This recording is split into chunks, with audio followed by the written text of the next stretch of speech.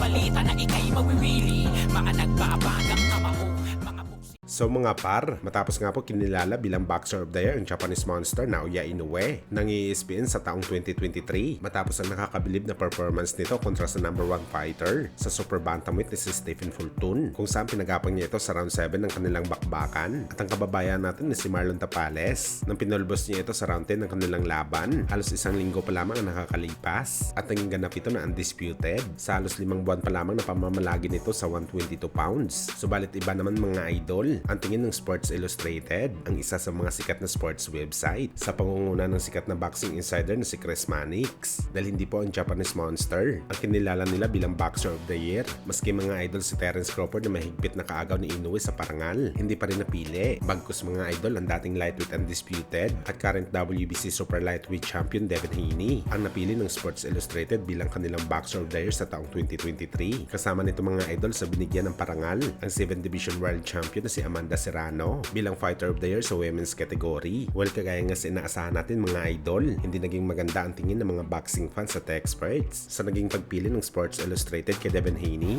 dahil nga maraming mga boxing fans ang inaasahan sa pagitan lamang ni Inoue at Crawford ang parangal na to. Maganda sa maganda naman mga idol ang ginawa ni Devin Haney sa bakbakan, dahil nga tinalo nito si Lomachenko at ang number 1 fighter sa 140 pounds na si Regis Prograis. Pero marami ang naniniwala mga idol na isa malaking controversy ang pagkapanalo ni Haney kay Loma, dahilan kung bakit under ito sa nagawa ni Inoue at Crawford ngayong taon. Ang panalo kasi mga idol ng 2 pound for pound top boxer ay hindi na uwi sa close fight, kundi isang one-sided talaga at brutal knockout ang kanilang panalo sa bakbakan.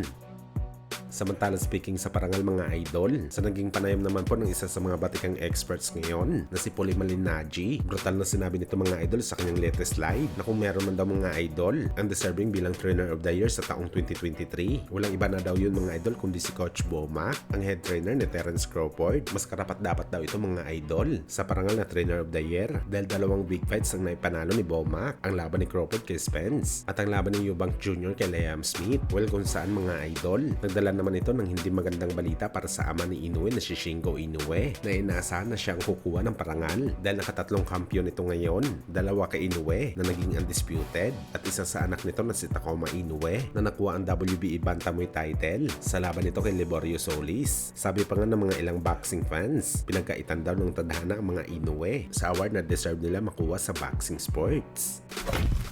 Sa kabilang banda naman mga idol, Timothy Bradley binalikan ang naging unang laban nito kay Manny Pacquiao. Aniya ni Bradley mga idol, nakakatakot daw talaga kalaban ang prime ni Manny Pacquiao. Parang nakikipaglaban ka daw mga idol kay King Kong. Animoy kahit anong oras posible daw siya matulog sa ibabaw ng lona dahil sa kamao ni Pacman na punong-puno ng lakas. Dagdag pa ni Bradley mga idol, akala niya daw katapusan niya na sa unang laban nila ni Boss Manny dahil parang armas daw ang mga suntok nito. Kapag hindi daw kasi nakakatama, mararamdaman mo daw talaga mga idol na may bagyo na dumadaan sa tenga mo. Kaya nagpapasalamat si Bradley mga idol na nasurvive niya ang laban na yun sa Pinoy Legend at sa huli nakuha niya pa ang panalo sa bakbakan.